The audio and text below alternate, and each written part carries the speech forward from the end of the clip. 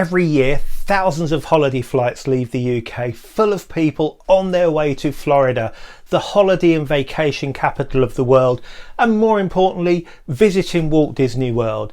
But with this comes lots of questions. Who should I fly with? When should I fly? Where should I fly from? And what's one of these, and how's it going to help me get better value for my flights? Well, the answers to all of these questions and much more are coming up now on the latest edition of Disney for Brits.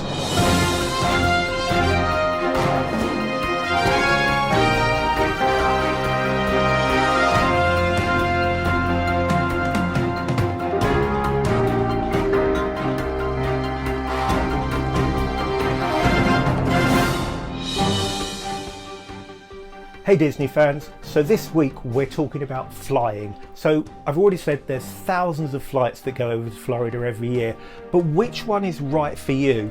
On this episode I'm going to talk you through the various options that you've got open to getting over there, some ways to get a really good flight, some ways to actually make the best of your flight, and things to consider at either end. So let's go. Firstly, who are you going to fly with and where are you going to fly from? Now there are flights going from all over the UK, certainly the big hubs like Glasgow, Manchester, Edinburgh and places like that will have flights going over to Orlando. You'll also find the big hubs like Heathrow and Gatwick will have flights from the major players like Virgin and BA. Don't forget flights like Norwegian as well, they do low cost flights. These are really good, but with anybody that says low cost flights, that means they've taken things out, and to actually have a really good flight, you're going to have to put things back in, put things like baggage and things like that back in. So consider that and make sure if you do compare, you're doing like for like.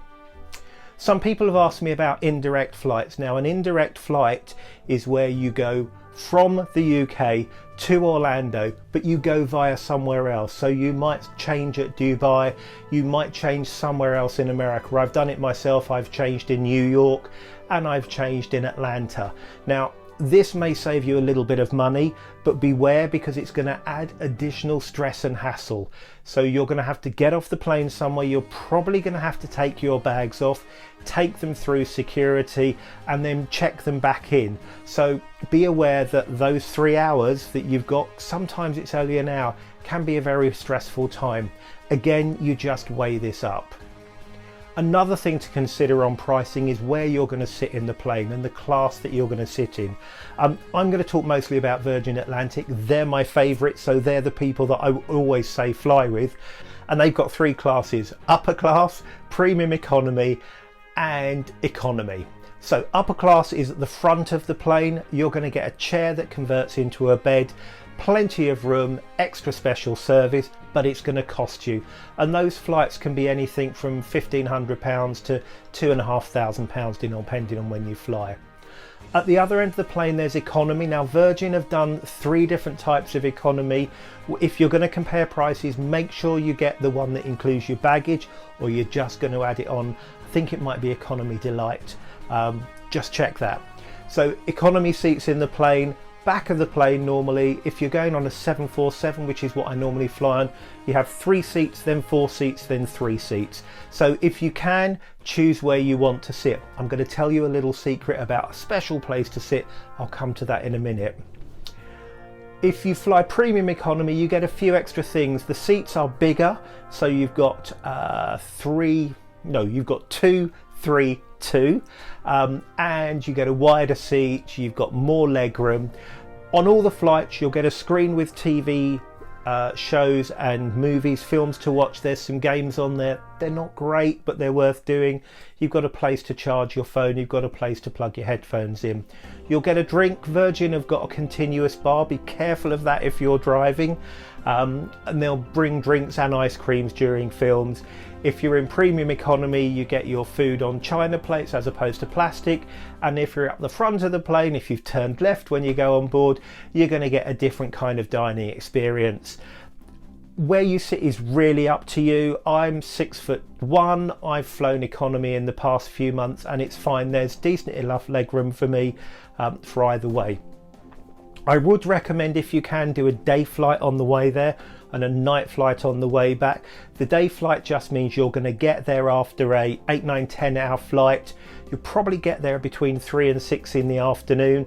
You can get to your hotel, check in, and then jet lag will kick in and you'll be bright and early 4 o'clock in the morning in Florida the next day up to go and do the parks. On the way home, you have a whole day to do things. You get to the airport between 3 and 5 o'clock, hop on your plane, fall asleep and wake up and you're back in the UK at between 6 and 9 a.m. Now, I mentioned to you about a special place to sit. If you're flying on a Jumbo 747, and I think both Virgin and BA still fly these, there's a place upstairs called the Bubble. Now, I bet you thought that upstairs was purely for first class. It's not. Actually, you've got both economy seats and premium economy seats upstairs. The advantage of being upstairs is there's less seats, there's more room, and it's quieter. But don't tell everybody. I don't want everybody to know. Remember I said downstairs their seats are in 3, 4, 3. Upstairs in economy they're 3 and 3. Premium economy downstairs is 2, 3, 2. Got that wrong last time as well. Upstairs it's 2 and 2. Much quieter cabin, really lovely place to go. You still get all the normal things you get. So think about those. Ask about sitting upstairs or in the Bubble, is what it's also known as. Something else to consider when you're booking your tickets, please, please, please book for, and if necessary, pay for your seats.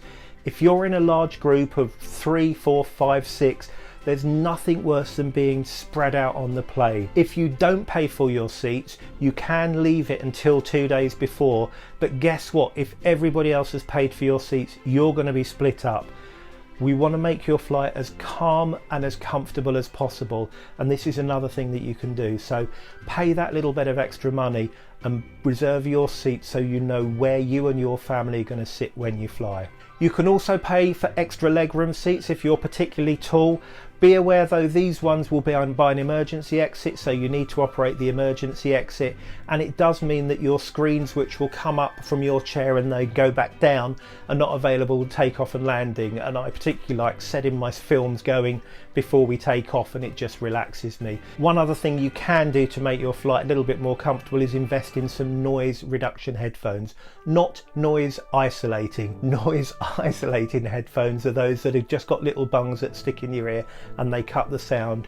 Noise cancelling or noise reduction headphones actually cancel out the sound, and therefore you don't hear the buzz of the aeroplane. Between £30 to £50 up to about 300, but definitely investment if you fly more than a couple of times a year. Once you've booked your flight, don't forget to get all your meals sorted. You will get 2 or 3 meals on the plane, you will get drinks.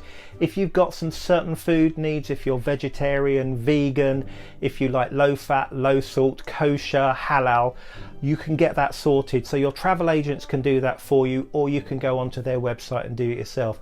And don't forget also to book kids meals. If you don't get them, they might not get them and they'll miss out on having food that's specially made for children. When we're talking luggage on these flights, you tend to get a main bag and a carry bag. So it's about what it is, it's 23 kilograms. Be really careful with this. Don't think you can take it up to 25 on the way home. They will weigh your case. So if you're a shopper, either 1, leave some space so that you've got room for all the things you're going to buy, or 2, book another bag at the time you book your flight for the way back. And while you're out in Florida, buy a big canvas bag for $20 and put that with all your goodies in.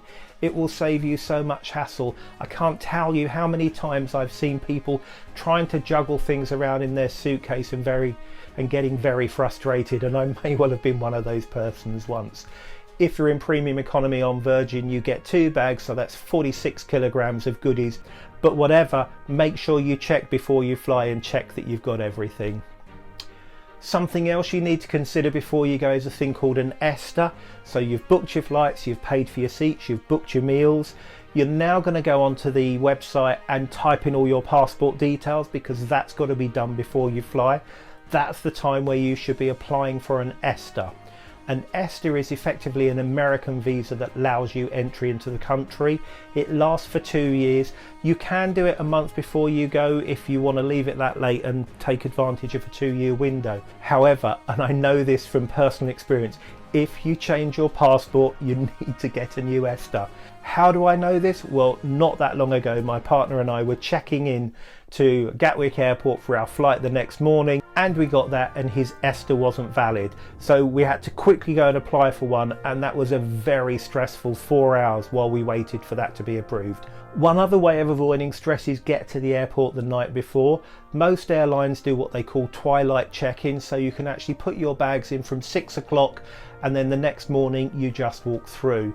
Certainly if you're driving to an airport and you're looking at parking, have a look at hotel and parking combinations, because quite often you can get a hotel for not much more than you can for parking on its own. You drive up, you park your car, you put your bags through, you're all checked in, and in the morning you just walk through security with a minimum of delay, and certainly not the massive queue that you'll quite often see on the day of a flight. So let's talk about paying for your flight now. Now there's a number of ways you can pay. You can clearly pay cash. Certainly if you do it through your travel agent, they'll sort that out for you. One of the other things I always suggest is if you're going to fly Virgin, you need to get to one of these. I'm not showing you the other side, it's got my numbers on it. This is a Virgin Atlantic Flying Club credit card. I put all of my spend on that, and effectively it just means I get points for every pound I spend, and those points reduce the cost of flights. So for instance, a normal economy flight is £450 to £500. When I've got enough points, I can get that for £250, and certainly as a couple that works well for us. The other thing you can do is use it to upgrade to premium economy. When you're booking through your travel agent, tell them that you want an upgradable ticket, and they'll make sure that you're in the right class. So there's a couple of other things to consider before you get on the flight. You will get food and drinks on the flight, but it's a very long time, and certainly if you've got younger children, hungry teenagers, or like to graze like I do, take some food on with you. Buy it at the airport. There's a Marks and Spencer's there. You can take food through security, so that's fine.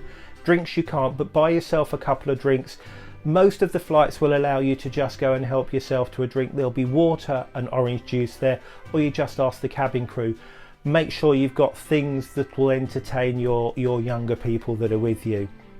This is also really relevant at the other end. When you land in Orlando, you're generally going to get a wait. MCO is particularly difficult, and there are waits of up to 90 minutes to get through security. Your kids have been up with you since 5 a.m. in the morning, excited. You've had a 9, 10, 11 hour flight, which is tiring. In UK time, it's now midnight, and now you've got a queue for an hour and a half to get through security. So prepare your party that there'll maybe a wait.